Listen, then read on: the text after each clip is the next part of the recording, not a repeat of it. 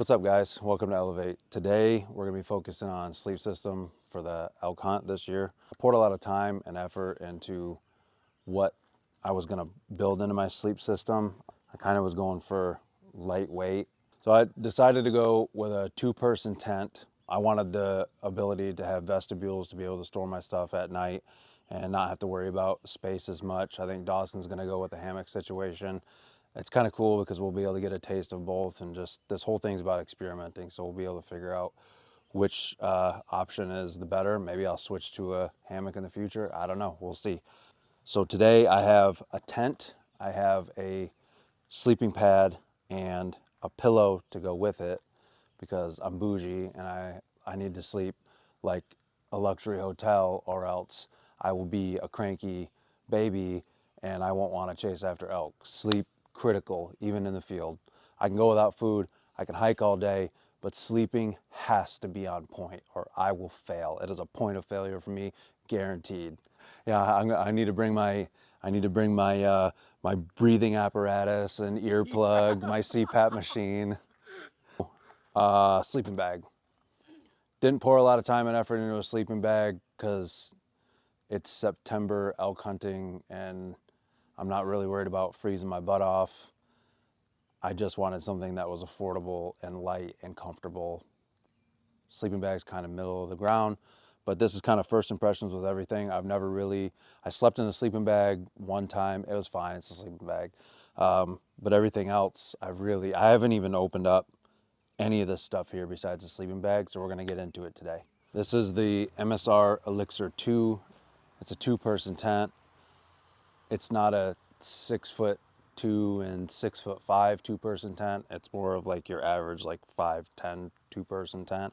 And from what I've seen for reviews, that's basically what they're saying is if you're any bigger than that, it's going to be super crowded, and it's already kind of crowded to begin with, but we're going to open it up and check it out. This thing comes in at 5 pounds exactly on the money, which I think is pretty reasonable for a tent. It's not ultralight by any means, but that's why we work out.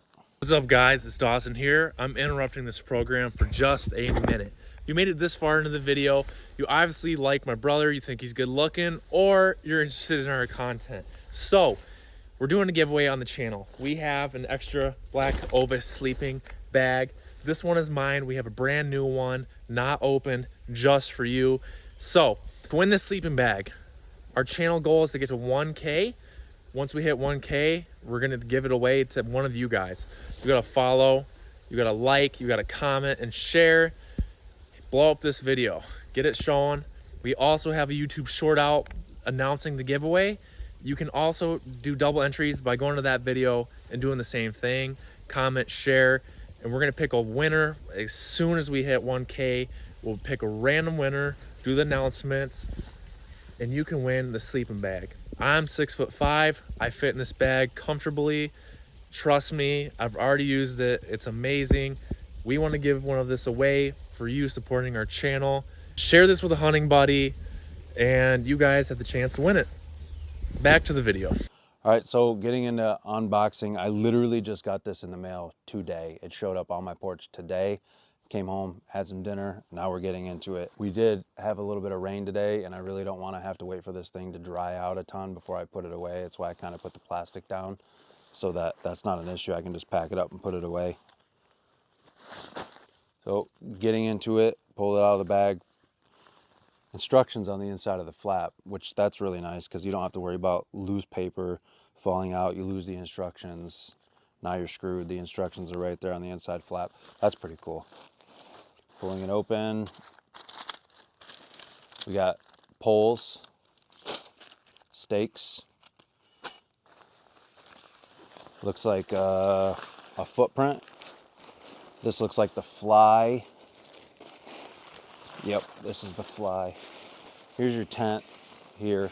I like the color contrast. Not that color matters, but I mean, you kind of want it to look cool. I like red, so for me, that's a win. Footprint's pretty straightforward. Lay that out. This is gonna give you, obviously, the general size of your tent. Vestibules will not go on there, so you do gain some square footage from the vestibule, but what's going to be the actual inside compartment of the tent is your footprint. This tent runs MSRP like, I think it was like $350.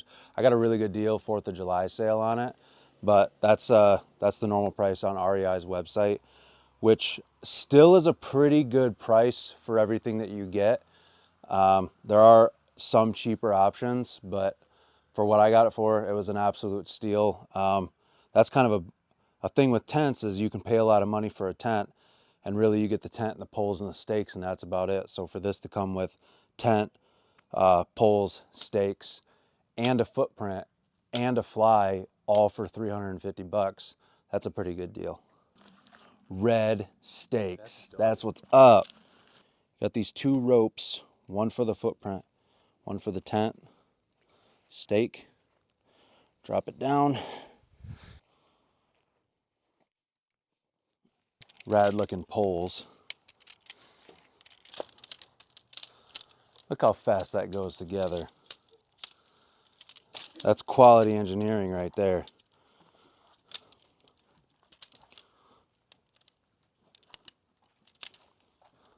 It looks ridiculous. These poles are interconnected, so they're designed to be put together quickly. It's like as one unit. All right, so it took a minute to figure out what's going on here because these poles are connected, but essentially they go out like this. It's one pole, so you're not having to deal with multiple poles. It makes it really simple, especially if you're trying to put this up in a rainstorm like what we got going on right now. They're also color coded, so you've got red and gray, and over on these tabs you've got the red eyelets and the black eyelets. I'm assuming red goes in red and gray goes in black.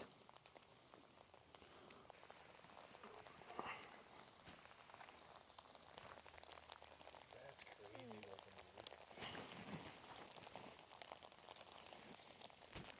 The tabs on here are also color coded. So you've got red tabs the whole length up. Pretty hard to screw it up, which is really convenient if you're trying to put this thing up in a hurry. You don't have to fight it at all. It's a little slippery because it's wet out. Always the trickiest part of a tent.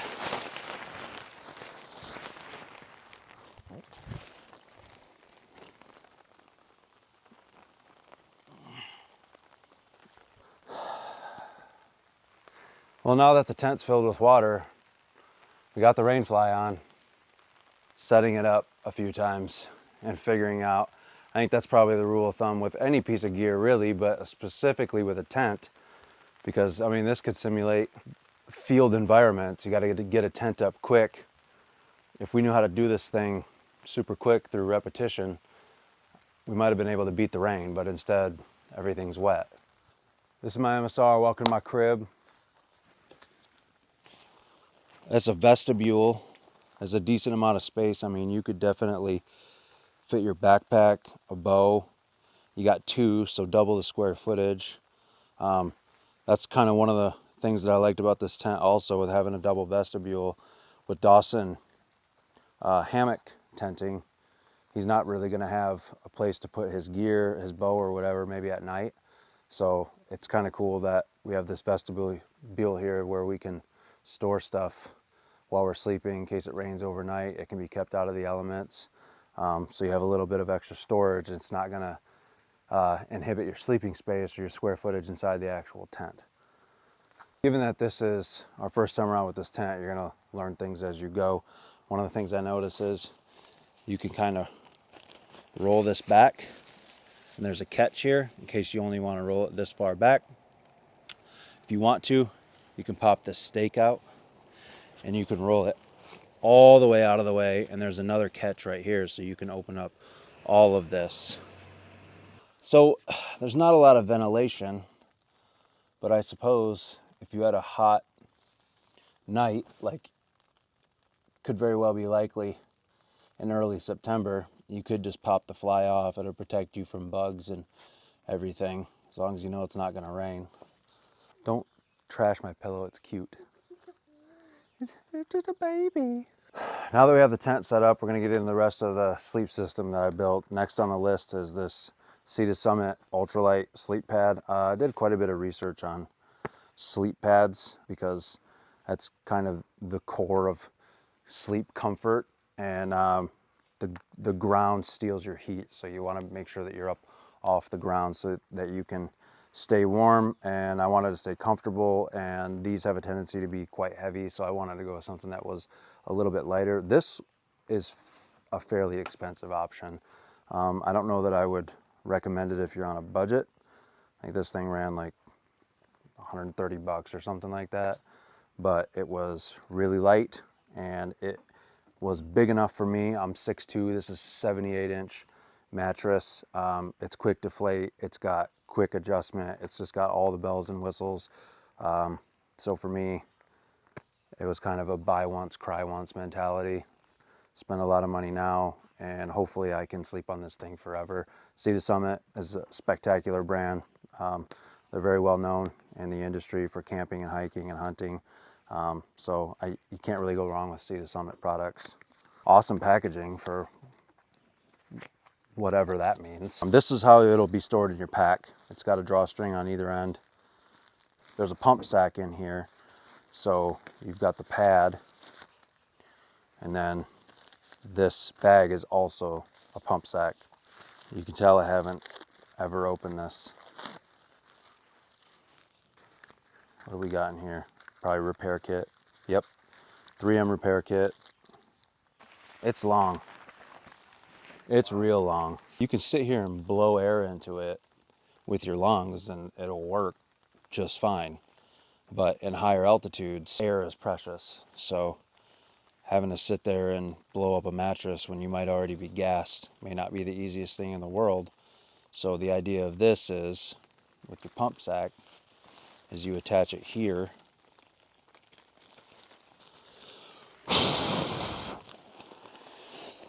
So a good trick is to blow further away as opposed to close. You blow close, barely blew up at all. Further away, practically filled the sack.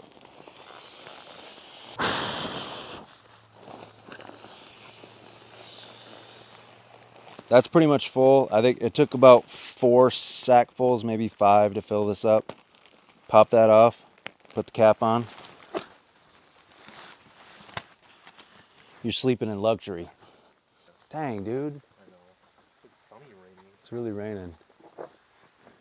Here's my itty bitty widow pillow.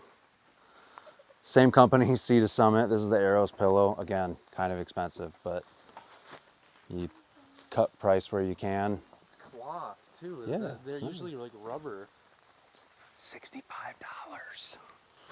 So this is a really nice pillow. I have played with this actually a little bit. This is not my first time getting this out. First time for that. I really like that pad so far. Can't wait to lay down on it, see how it feels. But this one, just as simple. Pop open the tab. So it's about 2 breaths, filled that up. And it's not quite full, but I don't know why you would want it completely filled anyway. One of the cool things about what this company makes, I'm sure they're not the only ones that do it, but you inflate on this valve here. It's got an inflate tab, so you open this up and nothing can get out. You open up the deflate tab and it lets all the air out. But the other really nice thing about this is if you're sleeping on this and you're like, man, this thing is just way too hard. You don't have to tear it open, refill it. What you do with this, it's got micro adjustments. So you push on that, let out a little bit of air until you find that perfect texture or rigidity that you want to sleep on. It's the same technology on the sleep pad. If you're in the middle of sleeping, mattress is a little bit too hard, you can go in, just pop out a little bit of air, probably lay on it, just let a little bit out at a time until you get that perfect compression. One of the things Sea to Summit advertises is this pillow lock system. Wasn't really sure what that was, and on further inspection, these 3M tabs that came with it are sticky on one side and Velcro on the other. You peel these off, stick them on your mattress. It's actually called out where to put them. So you put one on each location, and then because this is this soft material on the back, it sticks right to it, so your pillow's not moving around all night while you're sleeping. Last but not least in my sleep system is, of course, the sleeping bag. I just picked this up from Black Ovis. It really wasn't cheap. I mean, I guess compared to some of the really expensive sleeping bags out there, like Sea to Summit, I think that might be my next investment in a sleeping bag. But Black Ovis makes one of the best budget sleeping bags on the market. I think this thing was, I don't even know. I think it's MSRP of like 180 bucks, and I think I paid like 130. Black Ovis has stuff on sale constantly. If you guys haven't heard of Black Ovis, I cannot recommend Black Ovis enough. Obviously, there's going to be better stuff out there, but it's not like it's Walmart products. They make really, really good, high quality products that are going to be a smidge cheaper than what you could get them in other places. They don't sacrifice quality in what they sacrifice in innovation. They make up for in providing you a quality product at a super reasonable price. None of this stuff's super cheap. I mean, you can't get into elk hunting for like $1,000. I mean, that's the price of a tag if you're an out-of-stater. But if you want to build a budget system, Black Ovis is a great place to start. Because this is a down sleeping bag, you don't want to keep it stored in the stuff sack year round. So it does come with a store sack inside, which allows it to expand so that the down's not being compressed constantly, it'll make the sleeping bag, it'll get kind of lumpy, but also it'll lose its insulation properties. So again, same with the tent. Who really cares what it looks like? But we kind of care what it looks like. And this is actually a super rad looking sleeping bag.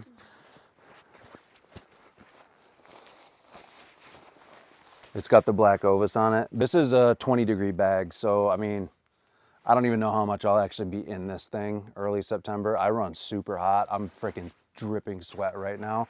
And that's pretty much my default status, is soaked in sweat all the time. So obviously I'm not gonna not bring a sleeping bag, but I don't know how much I'll actually be in this. I know we slept in this one night a few months ago. It was like 40 degrees. I never had it zipped inside of it. I had it open because all night long I was flopping out of it. So 20 degree for $130 or whatever.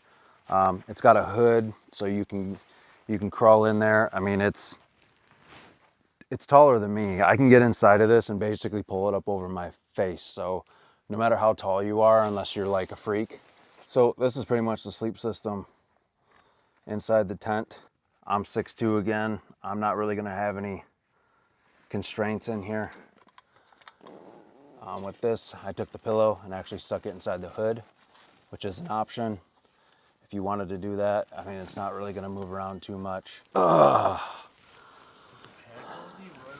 Rate the pad. First time laying on the pad, it's actually really comfortable, especially being on top of the sleeping bag. It provides extra cushion.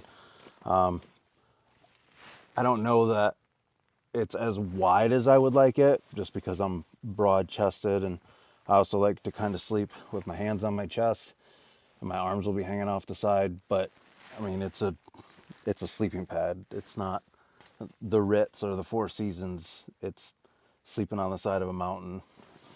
I'm also a side sleeper, and I could see this actually being really comfortable too. The pillow's comfortable. It's a little bit noisy. That's really the only downside that I see with it. And again, I mean, if I wanted to, I could just one quick breath, stiffen it up if I wanted to. I kind of like it detached because then you can sleep with it like this if you're a side sleeper, and then you can shove it in your hoodie, lay on your back. I don't know if I will detach it to or attach it to the mattress, but this, as opposed to a rolled up t-shirt, is significantly better.